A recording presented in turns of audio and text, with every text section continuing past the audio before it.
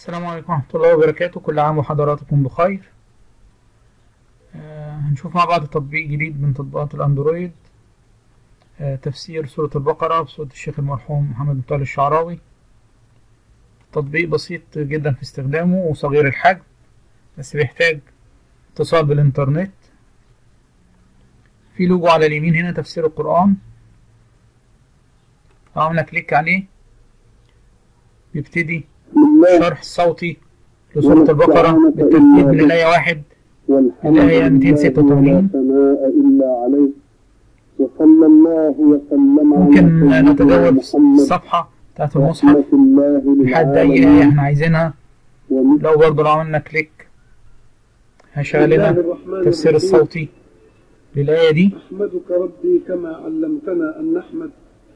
في خاصية البحث برقم الآية، لو جبنا مثلا الآية 282 آية الدين، أطول آية في سورة البقرة، وظبطت عليها حجم الفونت، خروج من هنا من الرمز ده.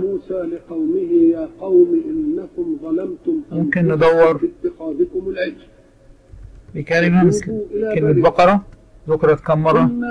سورة البقرة 4 مرات، تأهي الأربع آيات تحت بعض.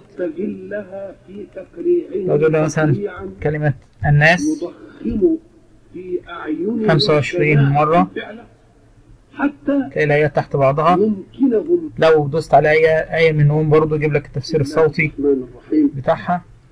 الحمد لله رب العالمين والصلاة والسلام على أشرف المرسلين. لو كتبنا لفظ الجلالة وعلى آله وصحبه يجيب لك كام آية موجود فيها لفظ الجلالة، 165 آية عند قول الله سبحانه بالشكل ده.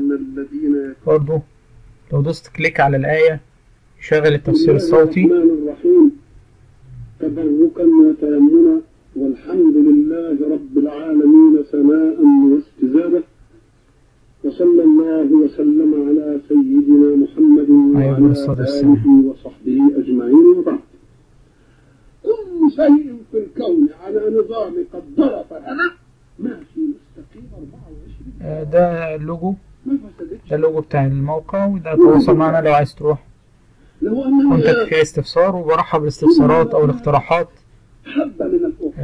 لتعديل أو لأي إضافة للبرنامج والتطبيق. أنا خلصته ليلة الجمعة اللي فاتت. أنا البرنامج هبتدي بلاقي الصور بتاعت المصحف بالتوالي، ربنا يعيني إن شاء الله بعين وأقدر أخلصهم بمشيئة الله.